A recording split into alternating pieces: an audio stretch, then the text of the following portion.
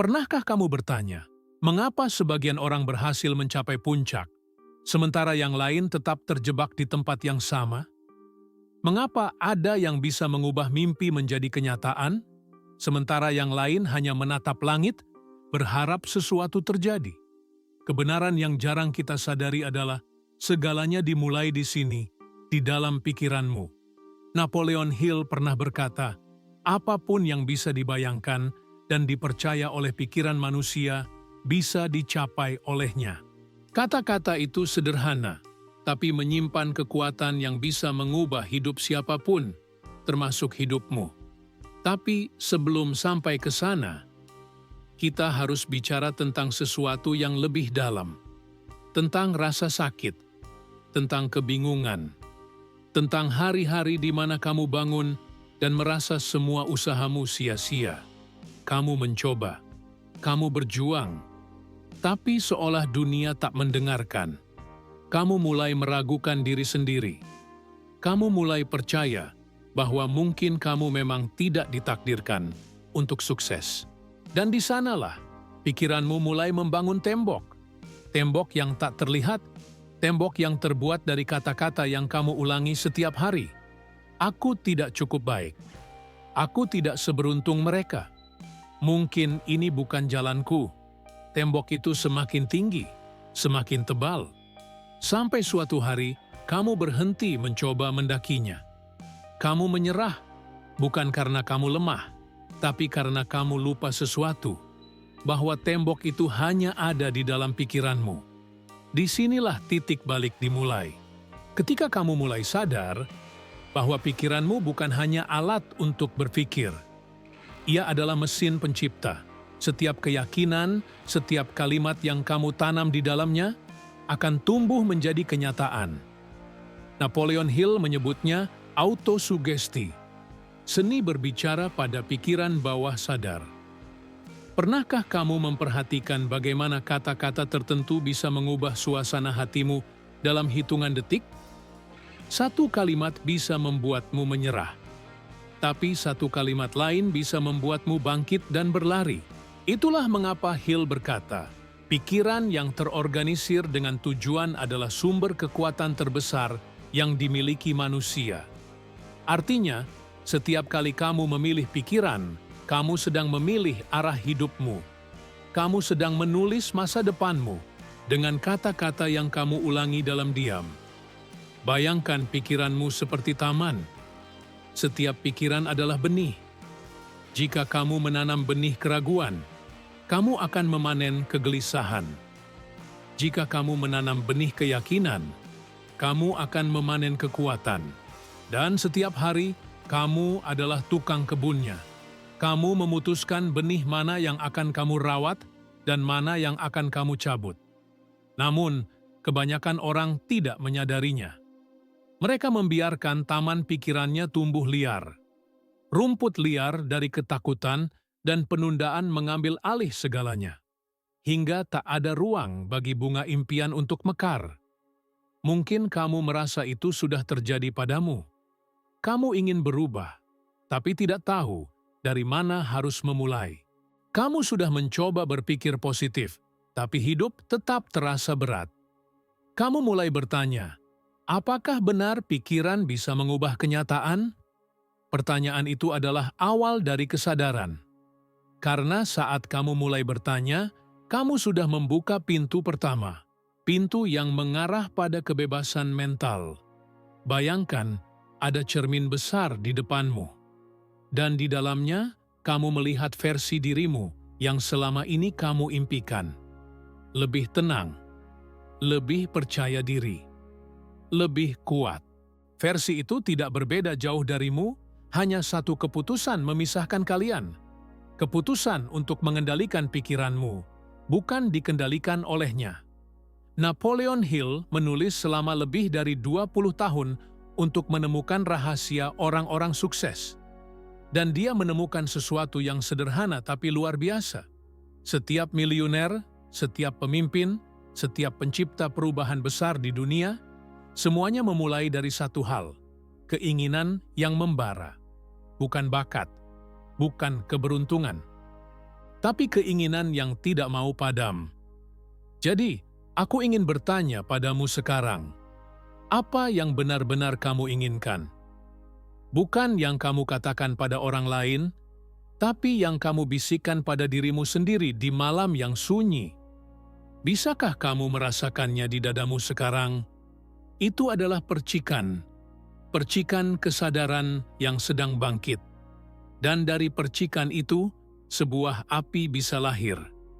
Api yang akan membakar semua keraguan, semua ketakutan, semua kebiasaan lama yang menahanmu. Tapi hanya jika kamu mau menjaganya tetap menyala. Kamu tidak perlu tahu semua langkahnya sekarang. Kamu hanya perlu satu langkah. Mulai berbicara pada pikiranmu dengan cara baru. Mulai menanam benih baru di taman batinmu. Mulai hari ini, mulai detik ini. Karena saat kamu mulai mengubah pikiran, hidupmu mulai berubah perlahan. Dan pada akhirnya, kamu akan melihatnya. Dunia di luar berubah mengikuti dunia di dalam. Jika kata-kata ini menyentuhmu, jika kamu merasa seperti sedang mendengar suaramu sendiri berbicara kembali padamu, klik suka dan berlangganan. Karena di bab berikutnya, kita akan membuka kunci kedua, rahasia tentang bagaimana pikiranmu menciptakan realitas yang kamu jalani setiap hari. Sekarang, tarik napas dalam-dalam. Biarkan pikiranmu tenang, karena apa yang akan kamu dengar selanjutnya bisa mengubah cara kamu melihat dunia selamanya. Bayangkan sebentar, hidupmu saat ini adalah hasil dari setiap pikiran yang pernah kamu izinkan tinggal di dalam kepalamu. Setiap keputusan, setiap kebiasaan, setiap emosi, semuanya berakar dari pola pikir yang kamu bentuk tanpa sadar. Kamu bukan korban keadaan. Kamu adalah pencipta realitasmu sendiri. Napoleon Hill berkata, pikiran adalah hal yang nyata dan kuat. Ia bisa mengubah dirinya menjadi bentuk fisik. Itulah sebabnya, semua yang kamu lihat di sekelilingmu, gedung, bisnis, kekayaan, bahkan ide, semuanya pernah hanya berupa pikiran di benak seseorang. Pikirkan itu sejenak. Seseorang pernah duduk sendirian, bermimpi, membayangkan sesuatu yang belum ada, dan kemudian ia mempercayainya begitu dalam, hingga pikirannya memaksa dunia untuk berubah sesuai visinya. Begitulah hukum sebab akibat mental bekerja. Pikiran adalah sebab, kenyataan adalah akibatnya. Tapi sebagian besar orang hidup terbalik. Mereka melihat akibat dan mengira itu sebab. Mereka berkata, aku tidak bisa bahagia karena hidupku sulit. Padahal hidup mereka sulit karena mereka terus memelihara pikiran yang tidak bahagia. Pikiran mendahului segalanya. Ia seperti sutradara tak terlihat di balik layar film kehidupanmu. Dan setiap kali kamu mengulang cerita lama di kepalamu, aku gagal. Aku tidak mampu. Aku tidak pantas. Kamu sedang menulis naskah yang sama untuk diputar ulang. Sekarang bayangkan kamu mengganti naskah itu. Bayangkan kamu mulai berbicara pada dirimu dengan kata-kata baru, aku sedang belajar. Aku sedang tumbuh. Aku pantas untuk berhasil. Apa yang terjadi jika kamu mulai percaya pada kata-kata itu setiap hari? Pada awalnya, pikiran lamamu akan menolak. Ia akan berkata, kau hanya berpura-pura, karena otakmu terbiasa dengan rasa takut. Tapi ingat, setiap keyakinan dimulai dari kebohongan kecil yang diulang terus-menerus sampai menjadi kenyataan. Jika kamu bisa mengulang keraguan, kamu juga bisa mengulang keyakinan. Hill menyebutnya autosugesti, cara menanam pikiran baru ke alam bawah sadar. Ia bukan mantra, bukan sihir. Ia hanyalah proses ilmiah dari pembiasaan. Apa yang kamu pikirkan berulang-ulang akan menjadi bagian dari identitasmu. Dan identitas itu akan menarik realitas yang selaras dengannya. Bayangkan, pikiran bawah sadarmu seperti tanah subur yang menunggu benih. Setiap kali kamu berkata pada dirimu sendiri, aku bisa, kamu menanam satu benih kecil di sana. Benih itu tak langsung tumbuh, tapi jika kamu terus menyiraminya dengan keyakinan, ia akan menembus tanah keraguan dan tumbuh menjadi kenyataan. Lalu, apa yang membuat sebagian orang sukses begitu cepat, sementara yang lain terus berjuang? Jawabannya adalah arah fokus mereka. Orang biasa fokus pada apa yang mereka takutkan. Orang luar biasa fokus pada apa yang mereka inginkan. Coba ingat, seberapa sering kamu memikirkan kegagalanmu?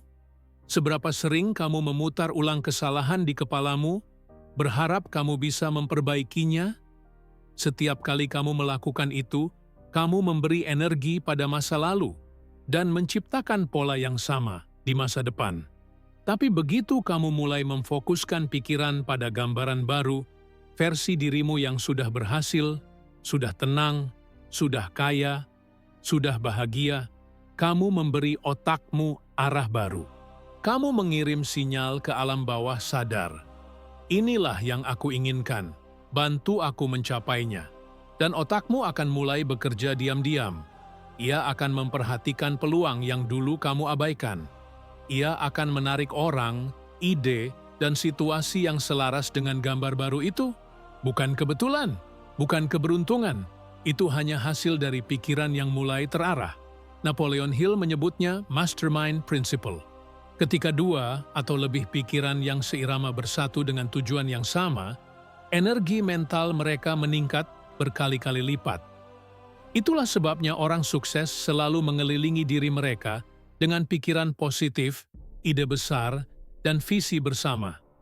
Mereka tidak membiarkan racun pikiran negatif masuk ke lingkaran mereka. Sekarang bayangkan kamu membangun mastermind kecil di dalam dirimu sendiri.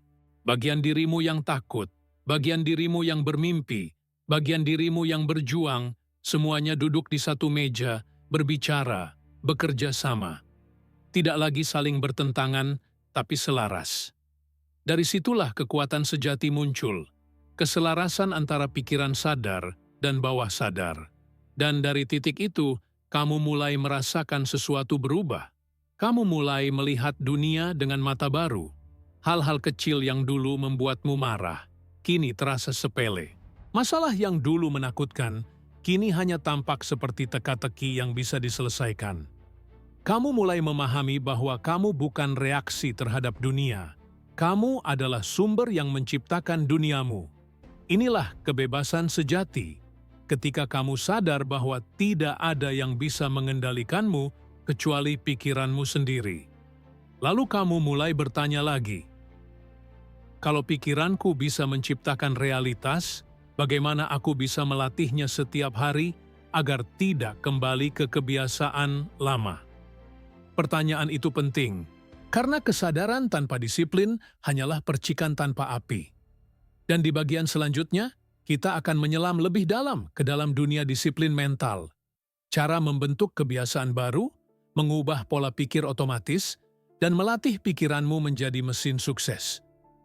Sekarang, kamu sudah tahu bahwa pikiranmu adalah pencipta. Tapi penciptaan tidak terjadi hanya karena pengetahuan. Ia membutuhkan disiplin mental. Tanpa disiplin, semua kesadaran hanyalah teori yang indah, tanpa wujud. Bayangkan ini, kamu menanam benih di taman pikiranmu. Kamu tahu itu benih keyakinan, tapi setiap pagi, kamu menyiramnya dengan air keraguan. Setiap malam, kamu menutupinya dengan bayangan takut gagal. Bagaimana benih itu bisa tumbuh? Inilah yang terjadi pada kebanyakan orang. Mereka belajar tentang kekuatan pikiran, tapi gagal menguasai kebiasaannya. Mereka mencoba berpikir positif selama 1 atau 2 hari, lalu menyerah ketika kenyataan belum berubah. Padahal, pikiran adalah seperti otot. Ia hanya akan menjadi kuat jika kamu melatihnya setiap hari. Napoleon Hill berkata, disiplin adalah jembatan antara keinginan dan pencapaian. Artinya, keinginanmu tidak cukup. Kamu harus melatih pikiranmu untuk tetap setia pada keinginan itu, bahkan saat hidup mengujimu. Kamu tahu rasanya, hari di mana kamu bangun dengan semangat besar, dan esoknya kamu merasa kosong lagi. Itu bukan karena kamu lemah. Itu karena pikiran lamamu masih mencoba menarikmu kembali ke zona nyaman. Otakmu mencintai kebiasaan. Ia tidak peduli apakah kebiasaan itu baik atau buruk. Yang penting, familiar. Dan itulah sebabnya perubahan terasa menyakitkan. Karena setiap kali kamu mencoba menanam pola baru, pikiran lamamu melawan. Ia berkata, kembali saja ke cara lama. Ini lebih aman. Tapi di titik itu, justru di sanalah pertempuran sebenarnya dimulai. Antara pikiran lama yang takut dan pikiran baru yang berani bermimpi. Dan disitulah kamu harus berdiri teguh. Bayangkan dirimu sebagai seorang pengendali pikiran. Setiap kali pikiran negatif muncul, kamu tidak melawannya dengan amarah. Kamu hanya berkata, "Terima kasih, tapi aku tidak butuh kamu hari ini." Lalu kamu menggantinya dengan satu kalimat yang memperkuatmu. Bukan karena kalimat itu ajaib, tapi karena ia melatih otakmu untuk memilih arah baru. Contohnya sederhana, ketika pikiranmu berkata, "Aku gagal," ubah jadi, "Aku sedang belajar." Ketika pikiranmu berkata, "Aku tidak punya waktu," ubah jadi, "Aku menciptakan waktu untuk hal yang penting." Ketika pikiranmu berkata, "Aku tidak bisa," ubah jadi, "Aku sedang mencari cara." Ulangi kalimat itu setiap hari. Ulangi dengan perasaan. Ulangi sampai pikiran bawah sadarmu berhenti menolaknya. Itulah reprogramming, seni mengganti skrip mental lama dengan naskah baru yang memberdayakanmu. Napoleon Hill percaya bahwa pikiran bawah sadar adalah pintu menuju kekuatan tak terbatas manusia. Tapi pintu itu tidak bisa dibuka dengan logika, hanya dengan pengulangan, emosi, dan kepercayaan. Karena bawah sadar tidak membedakan antara yang nyata dan yang dibayangkan, ia hanya menerima apa yang kamu yakini benar. Jadi, setiap kali kamu membayangkan suksesmu, rasakan seolah itu sudah terjadi. Bayangkan sensasinya. Bayangkan langkahmu lebih ringan, suaramu lebih mantap, tatapanmu lebih yakin. Biarkan tubuhmu ikut merasakannya. Itulah cara otak belajar mempercayai gambaran baru itu. Latihan ini bukan omong kosong motivasi. Ini sains tentang bagaimana otak membentuk jalur baru. Setiap kali kamu mengulang pikiran positif, kamu memperkuat koneksi saraf yang mendukung pertumbuhanmu. Dan semakin sering kamu melakukannya, semakin mudah otakmu memilih pikiran itu secara otomatis. Tapi ada satu rahasia yang lebih dalam. Disiplin bukan berarti sempurna setiap hari. Disiplin berarti kembali lagi setiap kali kamu jatuh. Kamu mungkin gagal menjaga fokus hari ini. Kamu mungkin tergoda oleh pikiran lama besok. Tapi jika kamu kembali satu kali lagi, kamu menang. Bayangkan seseorang berlari maraton. Ia tidak perlu berlari cepat di setiap langkah. Ia hanya perlu satu hal, tidak berhenti. Begitu juga dengan pikiranmu. Kamu tidak perlu sempurna. Kamu hanya perlu konsisten. Hill juga berbicara tentang kekuatan kebiasaan. Ia berkata, kebiasaan pikiran menjadi kebiasaan tindakan. Kebiasaan tindakan menjadi kebiasaan hidup. Artinya, jika kamu ingin mengubah hidup, mulai dari pikiran yang kamu pilih hari ini. Jadi, berikut latihan sederhana. Setiap pagi, sebelum menyentuh ponsel, duduk diam selama 2 menit. Tarik napas dan tanyakan pada dirimu, apa pikiran utama yang ingin aku tanam hari ini? Pilih satu kalimat. Ulangi perlahan dengan keyakinan. Biarkan ia menjadi kompasmu sepanjang hari. Di malam hari, sebelum tidur, tanyakan lagi. Apakah aku menjaga taman pikiranku hari ini? Jika ya, tersenyumlah. Jika belum, tidak apa-apa. Besok kamu bisa menanam ulang. Karena kesuksesan tidak datang dari satu langkah besar, tapi dari 1000 langkah kecil yang diulang tanpa henti. Dan setiap langkah adalah latihan. Latihan untuk menjadi dirimu yang baru. Sekarang, kamu sudah tahu caranya menanam, merawat, dan menjaga taman mentalmu. Tapi bagaimana rasanya ketika semua itu mulai tumbuh? Bagaimana rasanya ketika kamu mulai melihat hasilnya? Ketika hidupmu mulai berubah pelan? Tapi pasti, di blok berikutnya, kita akan menyelami bagian terakhir dari perjalanan ini. Transformasi. Saat pikiranmu tidak lagi hanya bermimpi, tapi mulai menciptakan realitasnya sendiri. Bayangkan pagi itu, kamu bangun, tapi ada sesuatu yang berbeda. Udara terasa lebih ringan. Pikiranmu tidak lagi dipenuhi kekhawatiran.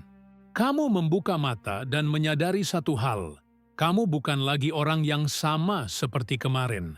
Perubahan itu tidak datang tiba-tiba. Ia tumbuh diam-diam, seperti matahari yang naik perlahan di ufuk timur. Dan ketika cahayanya menyentuh wajahmu, kamu tahu, semua latihan mental, semua pengulangan, semua momen di mana kamu hampir menyerah, semuanya tidak sia-sia. Sekarang kamu bisa merasakannya. Kekuatan yang dulu hanya kata-kata, kini hidup di dalam dirimu. Kamu mulai memandang dunia dengan kejernihan baru. Masalah masih ada, tapi kamu tidak lagi bereaksi dengan panik. Kamu mengamati, berpikir, memilih.